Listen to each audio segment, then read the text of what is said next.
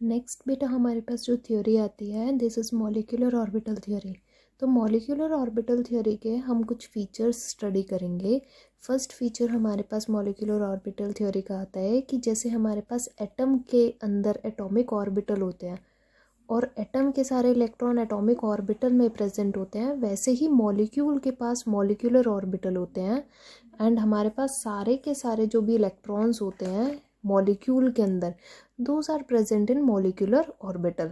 तो मॉलिक्यूल की identity molecular orbital है और एटम की आइडेंटिटी एटॉमिक ऑर्बिटल है। नेक्स्ट फीचर हमारे पास आता है दीज आर फीचर्स, ठीक है। नेक्स्ट फीचर हमारे पास आता है कि एटॉमिक ऑर्बिटल कंपेरेबल एनर्जी के और प्रॉपर सिमेट्री के ही कंबाइन करके मॉलिक्यूलर ऑर्बिटल फॉर्म करेंगे।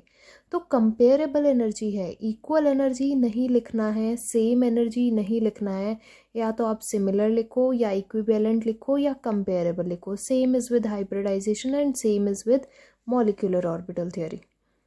Next we have atomic orbitals जो होते हैं वो मोनोसेंट्रिक होते हैं, जबकि मॉलिक्यूलर ऑर्बिटल पॉलीसेंट्रिक होते हैं। तो बेटा सपोज मेरे पास एक एटम है, एक एटम के अंदर हमारे पास एक ही न्यूक्लियस होगा, तो उसका सेंटर हमारे पास वही न्यूक्लियस आएगा। लेकिन अगर मेरे पास एक मॉलिक्यूल है तो मॉलिक्यूल में हमारे पास जितने एटम होंगे हर एटम में एक एक न्यूक्लियस होगा और वो न्यूक्लियस उनका सेंटर होगा, ठीक है, सारे न्यूक्लियस। तो सपोज अगर मेरे पास हाइड्रोजन एटम की मैं बात कर रही हूँ, एच एटम की, तो एच एटम में बच्चे जो हमारे पास एच का न्यूक्लियस है, this nucleus is our centre. और अगर मैं बात कर रही हूँ H2 की, तो H2 जो हमारे पास बनेगा वो इस तरह से कंबाइन करके बनेगा, ये इसका सेंटर हो गया, ठीक है।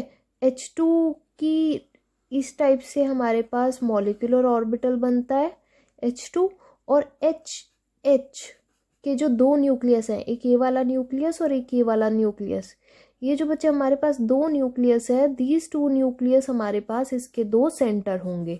तो एक मॉलिक्यूल में जितने न्यूक्लियस होंगे उतने ही उस मॉलिक्यूल के सेंटर होंगे। जैसे H2O में 3 एटम, तो 3 हमारे पास क्या आ जाएंगे, 3 हमारे पास सेंटर आ जाएंगे। इसीलिए हमारे पास जो मॉलिक्यूल्स होते हैं दे आर पॉलीसेंट्रिक और मॉलिक्यूलर ऑर्बिटल्स आर पॉलीसेंट्रिक।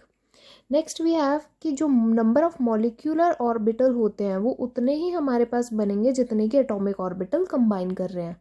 तो 2 एटॉमिक ऑर्बिटल अगर कंबाइन करेंगे तो 2 मॉलिक्यूलर ऑर्बिटल बनेंगे। एक का नाम हम रखते हैं बॉन्डिंग मॉलिक्यूलर ऑर्बिटल और दूसरे का नाम हम रखते हैं एंटी बॉन्डिंग मॉलिक्यूलर ऑर्बिटल। अब जैसे नाम ही स्पेसिफाई कर रहा है, बॉन्डिंग मतलब responsible for bonding, anti bonding मतलब इसमें जब इलेक्ट्रॉन जाएंगे तो यहाँ पर हमारे पास बॉन्डिंग का जो असर है वो कम होने लग जाएगा। Means anti bonding does not favour bond formation, anti bonding does not favour bond formation. बेटा नेक्स्ट पॉइंट हमारे पास आता है कि जो बॉन्डिंग मॉलिक्यूलर ऑर्बिटल होते हैं उनकी एनर्जी लो होती है। उनकी एनर्जी क्या होगी, लो होगी, even then the molecules, even then the atoms of molecule, ठीक है। और एंटी बॉन्डिंग की एनर्जी हमारे पास हाई होगी। जैसे हमारे पास electron probability distribution around the nucleus atomic orbital में होता है, वैसे ही मॉलिक्यूल के अंदर वो इलेक्ट्रॉन प्रोबेबिलिटी डेंसिटी मॉलिक्यूल के अंदर होती है। मतलब इलेक्ट्रॉन फाइंड करने की जो पॉसिबिलिटी है एटम के अंदर एटॉमिक ऑर्बिटल कहलाती है और मॉलिक्यूल के अंदर मॉलिक्यूलर ऑर्बिटल कहलाती है, ठीक है। तो ऑर्बिटल्स हमारे पास रीजन होते हैं, एक्चुअल में 3D स्पेस में इट इज रीजन जहां पर हमारे पास इलेक्ट्रॉन मिलते हैं उस एटम के। नेक्स्ट वी हैव कि मॉलिक्यूलर ऑर्बिटल्स की जो फिलिंग करते हैं हम लोग, जब मॉलिक्यूलर ऑर्बिटल बन गए तो उनमें क्या फिल करना है, इलेक्ट्रॉन फिल करने हैं ना, जितने मॉलिक्यूल में प्रेजेंट होंगे। तो जो हमारे पास मॉलिक्यूल बन गया उसके इलेक्ट्रॉन्स रीडिस्ट्रीब्यूट करेंगे मॉलिक्यूलर ऑर्बिटल्स में, ठीक है। और उसकी जो हमारे पास कॉन्फ़िगरेशन है वो लिखी जाएगी according to Aufbau rule, Pauli's exclusion principle and Hund's rule. Next हमारे पास टॉपिक आता है linear combination of atomic orbital की एटॉमिक ऑर्बिटल किस तरह से कंबाइन करके मॉलिक्यूलर ऑर्बिटल बनाते हैं। तो बेटा ये हमारे पास 2 एटम है, इस टॉपिक को थोड़ा सा ध्यान से समझेंगे। है इसमें कुछ भी नहीं, छोटा सा टॉपिक है लेकिन इम्पॉर्टेंट है। तो बच्चे अगर ये मेरे पास दो एटम है, this is atom A, this is atom B, ये एक एटम एंड ये दूसरा एटम, और दोनों कंबाइन करके एक मॉलिक्यूल बना रहा है, that is A B. A B same वैसे ही दिखेगा जैसे मैंने अभी H2O बनाया था, ठीक है। तो ये ऑर्बिटल पिक्चर हो गई मेरे पास। तो ये हमारे पास एटॉमिक ऑर्बिटल का रीजन, कि यहाँ पर इतने रीजन में मेरे पास इसमें इलेक्ट्रॉन मिल सकता है। ये मेरे पास किसका रीजन, बी का रीजन एटॉमिक ऑर्बिटल का। और ये बेटा मेरे पास आ गया मॉलिक्यूल के मॉलिक्यूलर ऑर्बिटल का रीजन। तो ये हमारे पास बाउंड्रीज नहीं होती एक्चुअली इसमें, जो हम ऐसे ड्रॉ कर देते हैं, दिस इज जस्ट स्पेस। तो बेटा इसकी रिप्रेजेंटेशन, इस स्पेस की रिप्रेजेंटेशन हम देंगे साई ए से, और इस स्पेस की रिप्रेजेंटेशन हम देंगे साई बी से, ठीक है। और इस मॉलिक्यूल के स्पेस की रिप्रेजेंटेशन हम देंगे साई ए बी से। मतलब स्पेस है तो स्पेस की इक्वेशन लिखनी पड़ेगी ना हमें, उस स्पेस की क्वांटिटी कोऑर्डिनेट्स बताने पड़ेंगे कि कहाँ पर, कहाँ से लेकर कहाँ तक हमारे पास ये स्पेस है। तो बच्चे ये जो साई होता है, ये साई हमारे पास फंक्शन होता है मैथमेटिकल साइन एंड कॉस का। जैसे हम कोऑर्डिनेट्स लिखते हैं ना इन कोऑर्डिनेट ज्योमेट्री, वैसे ही हम मैथमेटिकल फंक्शन लिखते हैं साइन एंड कॉस में। तो बच्चे साई ए वेव फंक्शन है, मतलब एक वेव का फंक्शन है, ठीक है। साई बी भी एक वेव का फंक्शन है, और ये जो मॉलिक्यूलर ऑर्बिटल बनेंगे ये भी एक वेव के फंक्शन होंगे। तो बच्चे ये जो वेव होती है साई ए की, अगर मैं वेव बनाऊं तो ये मेरे पास साई ए की वेव बन गई इस तरह से। साई बी की अगर मैं वेव बनाऊं, ये मेरे पास साई बी की वेव बन गई इस तरह से, ठीक है।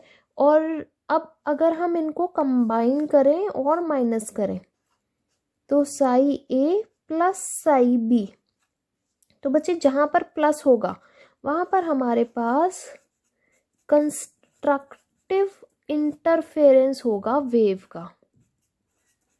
ये चीज आप लोगों ने पढ़ी हुई है।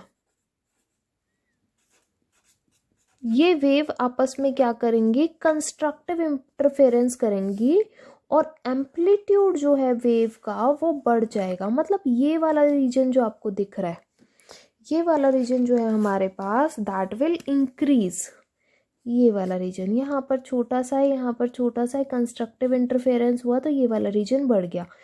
जब कब होगा कंस्ट्रक्टिव इंटरफेरेंस, जब दोनों ऐड हो रहे हैं, और जब दोनों हमारे पास सब्ट्रैक्ट होंगे, mean psi A minus psi B बनेगा, then it will be destructive interference. मतलब यहाँ पर हमारे पास जो इक्वेशन है वो माइनस होंगी, माइनस होके जीरो नहीं होती कभी भी। ये चीज आप लोग हमेशा याद रखें, सेम एटम होगा तो भी वो जीरो नहीं होगी, ठीक है।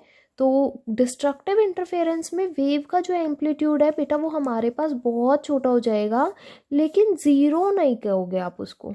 तो ये वेव का एम्पलीट्यूड हमारे पास बहुत छोटा हो गया, but it will never be zero, ठीक है। तो बेटा ये जो प्लस से बना एम्पलीट्यूड क्या दर्शाता है, एम्पलीट्यूड हम लोगों को शो करता है कि इतने एरिया में हम लोगों को इलेक्ट्रॉन मिलने की पॉसिबिलिटी है।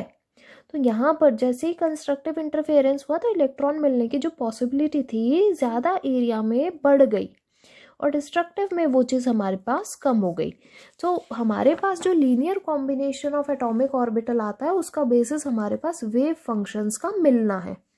तो ये साई ए की रिप्रेजेंटेशन, ये psi B orbital, this is atomic orbital of A, this is atomic orbital of B, दोनों कंबाइन करेंगे। अब मैं वेव के फॉर्म में तो नहीं शो करूंगी, अब हमें ऑर्बिटल बनाने, तो ऑर्बिटल हमने स्टार्टिंग से बॉक्स में बनाया है, बॉक्स बनाया है, तो हम लोग इसको बॉक्स में ही बनाया। और यहाँ पर इंक्रीजिंग एनर्जी की, ए की एनर्जी इतनी है, बी की एनर्जी इतनी है, और ए बी की एनर्जी यहाँ पर है हमारे पास। तो दो टाइप के जो हमारे पास ऑर्बिटल बनेंगे, एक बनेगा बॉन्डिंग मॉलिक्यूलर ऑर्बिटल, दूसरा बनेगा एंटी बॉन्डिंग मॉलिक्यूलर ऑर्बिटल। तो bonding molecular orbital constructive interference की वजह से बन रहा है Sai A plus psi B करके, और anti bonding molecular orbital destructive interference की वजह से बन रहा है Sai A minus psi B करके। एक को हम सिग्मा लिखते हैं, एक को हम सिग्मा स्टार लिखते हैं। और साई मॉलिक्यूलर ऑर्बिटल अगर दोनों की इक्वेशन एक साथ लिखनी है तो it will be psi A plus minus psi B. तो बच्चे ये दोनों ऑर्बिटल जब कंबाइन किए, सपोज इसकी एनर्जी 5 है, इसकी एनर्जी 5 है, तो 5 जब कंबाइन करेगी तो 10 एनर्जी बनी टोटल। उस 10 एनर्जी को हमें रीडिस्ट्रीब्यूट करना है। तो ये रीडिस्ट्रीब्यूशन इक्वल नहीं होकर के क्या होता है, अनइक्वल होता है। तो ये 5 जूल, ये 5 जूल, दोनों की एनर्जी टोटल हो गई 10 जूल, तो 10 जूल इनकी टोटल एनर्जी होनी चाहिए। तो बच्चे ये 5 जूल लेने की जगह क्या करते हैं, एक कम एनर्जी लेके स्टेबल हो जाता है और एक ज़्यादा एनर्जी लेकर अनस्टेबल हो जाता है। ठीक है, तो कंस्ट्रक्टिव इंटरफेरेंस जब होती है तब स्टेबिलिटी हमारे पास बढ़ जाती है, क्योंकि वो बॉन्डिंग को रिप्रेजेंट करता है। तो sigma orbitals are responsible for making molecule stable. ठीक है, मॉलिक्यूल स्टेबल कैसे रहेगा, जब हमारे पास न्यूक्लियस के चारों तरफ इलेक्ट्रॉन बंधे रहेंगे। बंधे रहेंगे मतलब उनका एम्पलीट्यूड हाई है, तभी तो बंधे हुए हैं। ठीक है, तो वो सारी चीज़ें हमारे पास बच्चे कोरिलेशन में है। और सिग्मा स्टार में इलेक्ट्रॉन जा रहा है और वो अनस्टेबल हो रहा है। क्यों अनस्टेबल हो रहा है, क्योंकि अभी हमने पढ़ा कि it is formed because of destructive interference. तो एंटी बॉन्डिंग में जो भी इलेक्ट्रॉन जाएंगे वो क्या करेंगे, वो न्यूक्लियस से दूर भागने की कोशिश करेंगे। ठीक है, जब वो दूर भागेंगे तो मॉलिक्यूल क्या हो गया, मॉलिक्यूल बिकम्स हाईली अनस्टेबल। तो यही रीजन होता है हमारे पास कि बॉन्डिंग में जाएंगे इलेक्ट्रॉन तो मॉलिक्यूल स्टेबल होगा और एंटी बॉन्डिंग में जाएंगे तो मॉलिक्यूल अनस्टेबल होगा।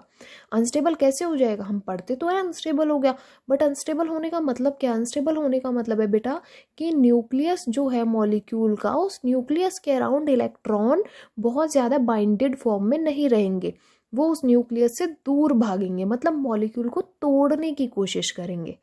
ठीक है, वो सिंगल एज एटम एग्जिस्ट करेंगे। तो ये बेसिस हमारे पास बहुत ज़्यादा इम्पॉर्टेंट है समझना कि व्हाट इज़ LCAO। LCAO लिखने में सिर्फ इतना फॉर्मूला आता है, लेकिन किसी को अगर समझाया जाए तो वो चीज़ आप लोगों को नहीं समझ आएगी कि what is unstability and what is stability of molecule. ठीक है, ऑर्बिटल्स क्या होते हैं, ऑर्बिटल्स कंबाइन करने का मतलब क्या होता है, ऑर्बिटल्स डिस्ट्रक्टिव इंटरफेरेंस का मतलब क्या होता है, तो वो चीज़ें हम लोगों को समझनी ज़रूरी हैं। नेक्स्ट हमारे पास बचे जो इलेक्ट्रॉन्स, जो हमारे पास इलेक्ट्रॉन्स होते हैं उनको हम लोगों को कैसे फिल करना है, कि ये कैसे LCAO होने से, मतलब linear combination of atomic orbital बनने से कैसे हमारे पास एनर्जी चेंज होती है। तो बेटा किसी ऑर्बिटल का, किसी एटम का 1s अगर कंबाइन करता है तो sigma 1s sigma star 1s बनता है। किसी का 2s कंबाइन करेगा तो सिग्मा 2s और सिग्मा स्टार 2s बनेगा। किसी का 2p कंबाइन करेगा तो 6 ऑर्बिट, वो 3 ऑर्बिटल कंबाइन कर रहे हैं हमारे पास, तो 6 ऑर्बिटल बनेंगे टोटल। एंड दो 6 orbitals are pi 2px pi 2py, ये दोनों इक्वल लेवल पे है। These two are at equal level, मतलब इनकी इक्वल एनर्जी है। ठीक है, सिग्मा 2pz यहाँ पर ये ज़्यादा स्टेबल है, पाई 2px पाई 2py नीचे वाले ज़्यादा स्टेबल होगा, उसके बाद स्टेबिलिटी बढ़ जाएगी। तो सिग्मा 2pz की स्टेबिलिटी हमारे पास कम है comparative to pi 2px and pi 2py। ठीक है, उसके बाद हमारे पास आएगा pi star 2px pi star 2py and sigma star 2pz। तो बेटा ये डायग्राम बॉन्डिंग वाला यहाँ पर जो है वही हमारे पास यहाँ पर एंटी बॉन्डिंग वाला है। तो ये हमारे पास अप टू 14 इलेक्ट्रॉन अगर आपके पास मॉलिक्यूल के अंदर आते हैं तो आपको इस ऑर्डर में क्या करना है, इस ऑर्डर में sigma 1s2 sigma star 1s2, क्योंकि एक ऑर्बिटल है, एक ऑर्बिटल में 2 इलेक्ट्रॉन आएंगे, sigma 1s2 sigma star 1s2 sigma 2s2 sigma star 2s2 पाई 2px2 पाई 2py2 सिग्मा 2pz2। ठीक है बेटा, तो इस ऑर्डर में आप लोगों को क्या करना है, इलेक्ट्रॉन्स फिल करने हैं। तो अप टू 14 इलेक्ट्रॉन, 14 इलेक्ट्रॉन सिर्फ यहीं तक आएंगे, 1 2 3 4 5 6 7 8 9 10 11 12 13 14। तो ये बेटा ये जो लाइन देख रहे हो ना, ये लाइन हमारे पास बाउंड्री है। जैसे ही कोई भी इलेक्ट्रॉन, जैसे ही कोई भी इलेक्ट्रॉन यहाँ के एंटी बॉन्डिंग में एंटर करेगा, दिस एरिया में एंटर करेगा, तुरंत के तुरंत बेटा हमारे पास क्या होगा, इनका जो स्टेबिलिटी ऑर्डर है वो चेंज हो जाएगा। अब वो चेंज कैसे होगा, वो चेंज इस तरह से हो जाएगा।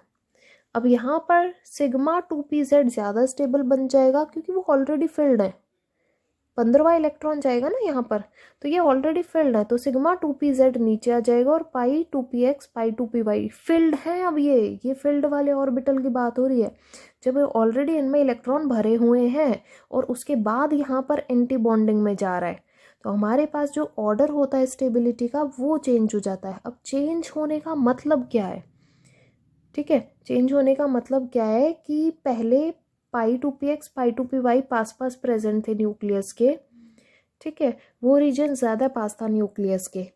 अब क्या हो गया, जैसे ही एंटी बॉन्डिंग में इलेक्ट्रॉन गया तो एंटी बॉन्डिंग में जाते ही अनस्टेबिलिटी होती है मॉलिक्यूल में, ठीक है। तो अब क्या होगा, पाई 2px और पाई 2py के इलेक्ट्रॉन थोड़े से न्यूक्लियस से दूर चले जाएंगे, और वो इतना दूर चले गए न्यूक्लियस से कि उन्होंने सिग्मा 2pz को ओवरकम कर दिया, मतलब अपने स्पेस से बाहर चले गए वो, और बाहर जाके इतना बाहर चले गए कि वो सिग्मा 2pz को भी क्रॉस कर गए। तो अब जो पाई 2px पाई 2py का रीजन था, वो रीजन अपनी जगह से शिफ्ट होकर सिग्मा 2pz के बाहर लग गया, ठीक है। तो इस चीज़ का मतलब हमारे पास ये है कि किस तरह से ये इंटरचेंज हुआ और इस इंटरचेंज होने का मतलब क्या है, ऑर्बिटल क्यों हमारे पास इस तरह से इंटरचेंज हुए, ठीक है बेटा। तो ये अप टू 14 और ये अबव 14 के लिए हमारे पास कॉन्फ़िगरेशन आएगी। यहाँ पर सिर्फ यही चेंज है और कहीं चेंज नहीं है, आप सिर्फ यहाँ पर चेंज करेंगे, एंटी बॉन्डिंग में इट विल रिमेन सेम, ठीक है। तो ये हमारे पास बहुत इंपॉर्टेंट चीज़ है कि अप टू 14 इलेक्ट्रॉन हमारे पास इस तरीके से चेंज आता है।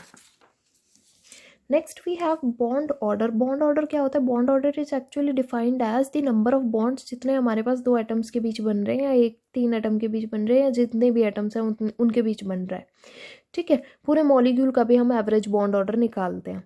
तो bond order is equals to half NB minus NA। NB means number of electrons in bonding molecular orbital, मतलब बिना स्टार वाले, minus number of electrons in anti bonding molecular orbital, मतलब स्टार वाले इलेक्ट्रॉन्स। तो NB अगर हमारे पास ज़्यादा होगा मीन्स स्टेबल मॉलिक्यूल है, NB इक्वल टू NA होगा तो अनस्टेबल मॉलिक्यूल है, और NA अगर मेरे पास बड़ा हो गया NA अगर मेरे पास बड़ा हो गया देन NB तो भी अनस्टेबल मॉलिक्यूल है। जितने एंटी बॉन्डिंग में इलेक्ट्रॉन भरते चले जाएंगे उतने ज़्यादा इलेक्ट्रॉन्स हमारे पास अनस्टेबल होते चले जाएंगे, ठीक है बेटा। तो इंटीग्रल ऑर्डर अगर हमारे पास होता है वैल्यू का, it represent single double and triple bond. Integral अगर मेरे पास नहीं है बॉन्ड ऑर्डर तो उसको मैं ये नहीं बोल सकती कि इनके बीच में इतने बॉन्ड प्रेजेंट हैं। तो अगर मेरे पास बॉन्ड ऑर्डर 2.5 है तो वो 2.5 को दिखाने का, ऐसे 2 डंडी लगा के फिर हाफ डंडी लगा के ऐसे दिखाने का कोई कल्चर नहीं है हमारे पास, ठीक है। तो बॉन्ड ऑर्डर एक्चुअल में नंबर ऑफ बॉन्ड नहीं होता है, it just represent the number of bonds in integral cases, जब वो इंटीग्रल आता है तो, ठीक है। तो बॉन्ड ऑर्डर हमारे पास डायरेक्टली प्रोपोर्शनल होता है बॉन्ड लेंथ के, कि बॉन्ड ऑर्डर ज़्यादा है तो बॉन्ड लेंथ हमारे पास कम होगी। तो ट्रिपल बॉन्ड 3 बॉन्ड है, 3 की बॉन्ड लेंथ हमारे पास कम होगी देन 1, सिंगल बॉन्ड की बॉन्ड लेंथ ज़्यादा होगी, उसके बाद double bond and last triple bond. Triple bond की जो बॉन्ड लेंथ होगी वो हमारे पास सबसे कम होगी, and it is directly proportional, bond order is directly proportional to bond strength. एक बॉन्ड ऑर्डर है, 1 है बॉन्ड ऑर्डर तो उसकी बॉन्ड स्ट्रेंथ हमारे पास कम होगी, 3 है तो उसकी बॉन्ड स्ट्रेंथ हमारे पास ज़्यादा होगी। नेक्स्ट बेटा वी हैव एक और चीज़ हम लोगों को मॉलिक्यूल के बारे में बतानी होती है, इट इज़ मैग्नेटिक नेचर।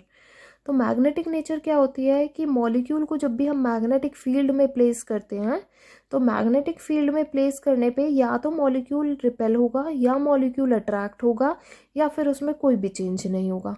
तो अगर मॉलिक्यूल हमारे पास रिपेल हो रहा है by magnetic field then we called it as diamagnetic, और अगर अट्रैक्ट हो रहा है by the magnetic field then we called it as paramagnetic.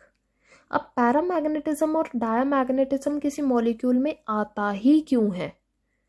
तो बच्चे अगर हमारे पास मॉलिक्यूल के अंदर एक भी अनपेयर्ड इलेक्ट्रॉन है, मॉलिक्यूलर ऑर्बिटल्स में एक भी अनपेयर्ड इलेक्ट्रॉन है then the molecule we called it as paramagnetic.